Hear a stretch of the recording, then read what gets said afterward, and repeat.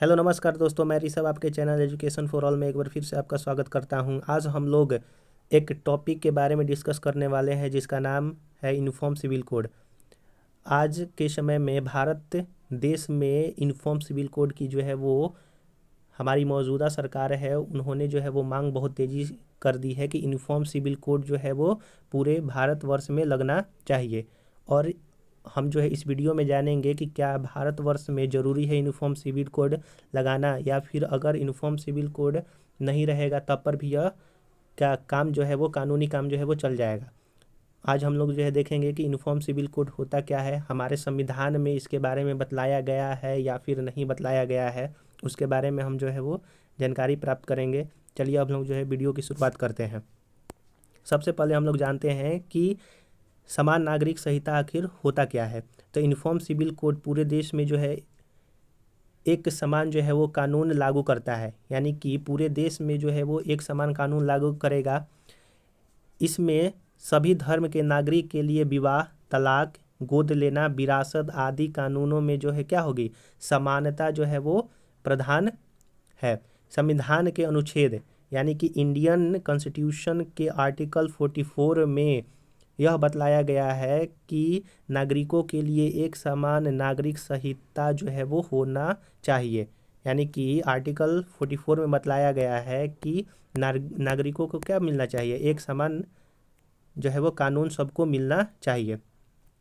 भारत की स्थिति क्या है, तो भारत में अभी तक जो समान नागरिक संहिता है वो लागू नहीं हुआ है, बल्कि भारत में अधिकतर जो है वो निजी कानून धर्म के आधार पर जो है वो तय किए जाते हैं। जैसे हिंदू, सिख, जैन और बौद्ध के लिए व्यक्तिगत कानून बनाया गया है, वहीं मुसलमान और ईसाई के लिए जो है उनका अपना कानून है। मुसलमानों का जो कानून है वो शरीयत पर आधारित है, और अदर जो समुदाय के लोग हैं उनके भारतीय संसद के संविधान पर आधारित जो है वो कानून चलता है। तो जो सिख, हिंदू, जैन, बौद्ध हुए, उनका जो है वो भारतीय संविधान के अनुसार जो कानून बनाया गया है उस पर जो है उनका लॉ चलता है। और मुसलमान और ईसाइयों का अपना जो है वो धर्म के आधार पर चलता है, और मुसलमानों का जो है वो शरीयत कानून जो है वो उनके शरीयत पर आधारित जो है वो कानून चलता है। चलिए अब हम लोग जो है आगे देखते हैं कि यूनिफॉर्म सिविल कोड जो है वो कहाँ पर लागू है, कहाँ पर लागू नहीं है। तो अभी तक अलग अलग राज्यों के अलावा केंद्र सरकार ने भी जो है अपना सुझाव दिया है कि यूनिफॉर्म सिविल कोड जो है वो लागू करना चाहिए। अभी तक जो भारत में अभी तक सिर्फ एक राज्य है जो जहाँ पर यूनिफॉर्म सिविल कोड जो है लागू है, वो राज्य है कौन सा, गोवा। गोवा में जो जब पुर्तगाल जो है राज करते थे तो उसी समय उन्होंने यूनिफॉर्म सिविल कोड जो है वो लागू किया था। यूनिफॉर्म सिविल कोड जो है वो बहुत पुराना है, कहाँ, गोवा में। 1961 में गोवा सरकार यूनिफॉर्म सिविल कोड के साथ ही बनी थी, यानी कि पहले पुर्तगाल उस पर राज करते थे तो उन्होंने यूनिफॉर्म सिविल कोड लगाया था, और जब वो लोग चले गए तब पर भी वो जो है अभी तक लगा हुआ है। भारतीय संविधान के भाग 4 और अनुच्छेद 44 के अंतर्गत भारतीय राज्य को देश में सभी नागरिकों के लिए समान नागरिक संहिता का जो है वो निर्माण करने को कहा गया है, जो कि पूरे देश में लागू होता है। यानी कि यह आर्टिकल कॉन्स्टिट्यूशन के आर्टिकल में भी बतलाया गया है। और भारत का एक मात्र राज्य है गोवा, वहाँ पर जो है वो यूनिफॉर्म सिविल कोड जो है वो लगाया गया है, यानी कि सभी नागरिकों के लिए एक समान जो है वो कानून होना चाहिए। जो यूसीसी है उनके अंतर्गत क्या क्या आया है, तो हम लोग ऊपर देखे हैं। इसमें जो है विवाह हुआ, तलाक हुआ, गोद लेना हुआ, व्यक्तिगत स्तर हुआ, संपत्ति से संबंधित जितने भी अधिकार हैं सभी को एक समान जो है वो अधिकार मिलना चाहिए। कौन कौन से देश में जो है समान नागरिक संहिता लगा हुआ है, तो अमेरिका, पाकिस्तान, बांग्लादेश, तुर्की, इंडोनेशिया, सूडान, आयरलैंड, इजिप्ट और मलेशिया जैसे देश में जो है वो यूनिफॉर्म सिविल कोड लगा हुआ है। जब इतने सारे देश में यूनिफॉर्म सिविल कोड लगा हुआ है तो भारत देश में भी लग सकता है, यहाँ पर सिर्फ एक राज्य में लगा है। देखते हैं इसके फायदे। तो विश्व में लगभग 125 देश में जो है वो यूसीसी कानून जो है वो लगा हुआ है, और उसके लाभ क्या क्या है। तो यूनिफॉर्म सिविल कोड लागू होने से सभी समुदायों के लोगों को एक समान अधिकार दिए जाएंगे। अगर यूसीसी लग जाता है तो जितने भी देश के लोग हैं, किसी भी धर्म के लोग हैं, तो उनको एक क्या मिलेगा, समान अधिकार मिलेगा किसी भी चीज़ के लिए। जो लैंगिक समानता होती है उसकी बढ़ावा मिलेगी। अभी के समय में लड़का और लड़की में जो है वो भेदभाव किया जाता है, तो वो जो है वो आपको क्या मिलेगा, लैंगिक जो है समानता मिलेगा। किसी किसी स्टेट में हुआ या फिर विलेज में कह सकते हैं कि लड़कों का जो है वो बोलबाला ज़्यादा है, यानी कि उनको जो है ज़्यादा आदर सत्कार किया जाता है, वहीं लड़कियों को उतना नहीं किया जाता है। तो इससे क्या होगा कि उनको, लड़कियों को भी क्या मिलेगा, एक समान जो है वो कानून के तहत जो है उनको रखा जाएगा कि जो लड़कों को मिलेगा हक, वहीं लड़कियों को भी हक मिलेगा। समान नागरिक संहिता लागू होने से भारत की महिलाओं की स्थिति क्या होगी, उसमें जो है सुधार आएगी। कानूनों में सरलता और स्पष्टता आएगी, यानी कि कानून जो है वो सरल बनेंगे, स्पष्ट बनेंगे। क्योंकि ये तो नहीं रहेगा ना कि मान लीजिए अगर हम हिंदू धर्म से बिलोंग करते हैं तो मेरा जो कानून है वो कॉन्स्टिट्यूशन के हिसाब से चलता है, और अगर मैं मुस्लिम धर्म की महिला हूँ तो मेरा कानून कहाँ से चलेगा, शरीयत कानून से चलेगा। तो जो इंडियन कॉन्स्टिट्यूशन में अदर धर्म के महिलाओं का जो हक है और जो शरीयत कानून में लिखा हुआ है, तो दोनों में जब अलग अलग चीज़ लिखा रहेगा तो क्या दो महिलाओं को फ़ायदा नहीं मिल पाएगा। इसीलिए यूसीसी जो है वो लागू करने को सरकार जो है वो कह रही है। सभी नागरिकों के लिए जो है वो कानून समझने में आसानी होगा। अगर एक कानून होगा, सरल कानून होगा, सभी पर एक ही कानून लागू रहेगा, तो सभी को आसानी से समझने भी हम लोग जो है वो पाएंगे। व्यक्तिगत या धर्म कानून के आधार पर होने वाले जो भेदभाव होंगे वो समाप्त हो जाएंगे।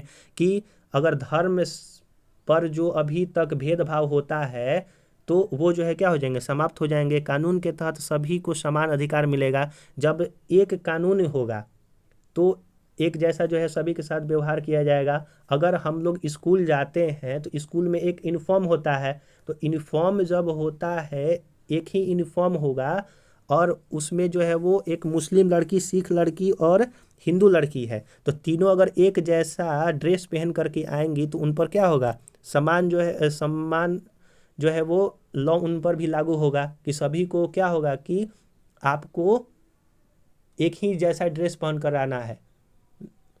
चलिए अब हम लोग जो है आगे देखते हैं। कुछ समुदायों के पर्सनल जो है लॉ में महिलाओं के अधिकार को सीमित कर दिया गया है। यूनिफॉर्म सिविल कोड लागू होने से यह जो सीमित कानून है वो क्या हो जाएगा, हट जाएगा। महिलाओं को का अपने पिता की संपत्ति पर अधिकार और गोद लेने से संबंधित मामलों में जो है वो समान नियम जो है वो लागू होगा। मुस्लिम समाज में बेटी की शादी जो है वो 9 साल है, और यूसीसी जब लागू हो जाएगा तो मुस्लिम लड़कियों की छोटी आयु में विवाह होने से रोका जा सकता है। जैसे हमारे कॉन्स्टिट्यूशन में बतलाया गया है कि जो महिला है उनकी जो शादी का उम्र है 18 ईयर जो है रखा गया है, और जो शरीयत कानून है मुस्लिम का उसमें जो है वो लिखा गया है कि 9 साल पर जो है वो क्या होना चाहिए, उन लोगों का जो है वो शादी हो जाना चाहिए। तो ये तो गलत है ना। मान लीजिए अभी 9 साल की लड़की, अभी क्या उसका खेलने कूदने का उम्र है, उसी समय अगर आप शादी करवा देते हो तो ये सही नहीं होगा। लेकिन जब यूसीसी लग जाएगा तो क्या हो जाएगा, सभी को कॉन्स्टिट्यूशन के हिसाब से 18 साल के बाद ही उनका शादी जो है वो करना है, या फिर 18 साल हो जाएगा तब। धार्मिक रूढ़ियों के कारण समाज के किसी वर्ग के अधिकारों को का हनन में जो है वो रोक लगेगा। मुस्लिम समाज में अभी भी कई तरह के जो है वो तलाक हो रहे हैं, जिनका खामियाजा मुस्लिम महिलाओं को भुगतना पड़ रहा है। यूसीसी लागू होने पर यह जो प्रक्रिया है वो ख़त्म हो जाएगा। यहाँ पर 3 तलाक जो है ख़त्म हो गया है, लेकिन अभी भी कहीं कहीं जो है ये सारा चीज़ जो है तलाक वगैरह होता है तो महिलाओं को जो है हक अच्छी तरह से नहीं मिल पाता है। लेकिन जब यूसीसी कानून आ जाएगा तो सभी के लिए जब एक कानून बन जाएगा तो यह जो है प्रॉब्लम ख़त्म हो जाएगी। अभी तक इंडिया में जो है वो यूसीसी के दिशा में क्या जो है प्रयास किए गए हैं।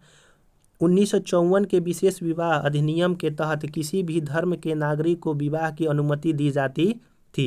यानी कि 1954 में एक विशेष विवाह अधिनियम आया था, तो किसी भी धर्म के नागरिक को विवाह करने की अनुमति दी जाती थी। यह अधिनियम भारतीय नागरिक को धार्मिक रीति रिवाजों से हटकर विवाह करने का अधिकार देता था। अगर मान लीजिए आप जो है वो मुस्लिम धर्म से लड़का है और सिख धर्म से लड़की है, अगर वो लोग अपना शादी करना चाहते हैं तो 1954 में एक कानून बना था, उसके तहत जो है वो आप कर सकते हैं। 1985 का शाहबानो केस में शाहबानो को उसके पति ने भरण पोषण देने से इनकार कर दिया, तो सीआरपीसी की धारा 125 के तहत सुप्रीम कोर्ट ने शाहबानो के पक्ष में अपना फैसला सुनाया। यह सभी भारतीय नागरिकों को अपनी बीवी और बच्चों के साथ साथ माता पिता के भरण पोषण और रखरखाव के आदेश को लागू करता है। यानी कि जब शाहबानो को तलाक उनके पति ने दिया था तो उन्होंने जो है उनका देखभाल करने से मना कर दिया, तो वो जो है सुप्रीम कोर्ट में गई, तो वहाँ पर सीआरपीसी धारा 125 के तहत सुप्रीम कोर्ट ने कहा कि हर व्यक्ति का जो है वो अपना कर्तव्य है कि अगर आपकी बीवी हो, बेटी हो या फिर माता पिता हो तो उनका जो भरण पोषण है वो आपको ही करना होगा। तो यह जो है केस का जो पक्ष आया वो शाहबानो के पक्ष में आया। 1995 में सरल मुद्रल केस में सुप्रीम कोर्ट ने यही फैसला सुनाया। साथ साथ 2019 में पाउलो कार्टिन्हो बनाम मरियल लुइजा वेलेंटीना परेरा मामले में भी यूसीसी लागू करने को कहा सुप्रीम कोर्ट ने। तो यहाँ पर जो यूसीसी है यानी कि यूनिफॉर्म सिविल कोड है, अगर भारत में लागू हो जाता है तो यहाँ के जितने भी महिला वर्ग हैं या फिर जो भी शोषित वर्ग हैं उनको एक समान जो है कानून जब मिलेगा तो सभी के लिए क्या होगा, अच्छा होगा, भारत देश के लिए अच्छा होगा। आशा करता हूँ कि आपको यह जो है वीडियो अच्छा लगा होगा, इन्फॉर्मेटिव लगा होगा। आप जो है अपने प्रतिक्रिया कमेंट में दे सकते हैं, और थोड़ा सा भी अच्छा लगा होगा, इन्फॉर्मेशन मिला होगा तो चैनल को सब्सक्राइब, लाइक और शेयर कर दीजिए। चलिए अब हम लोग जो है नेक्स्ट वीडियो मिलते हैं, तब तक के लिए नमस्कार।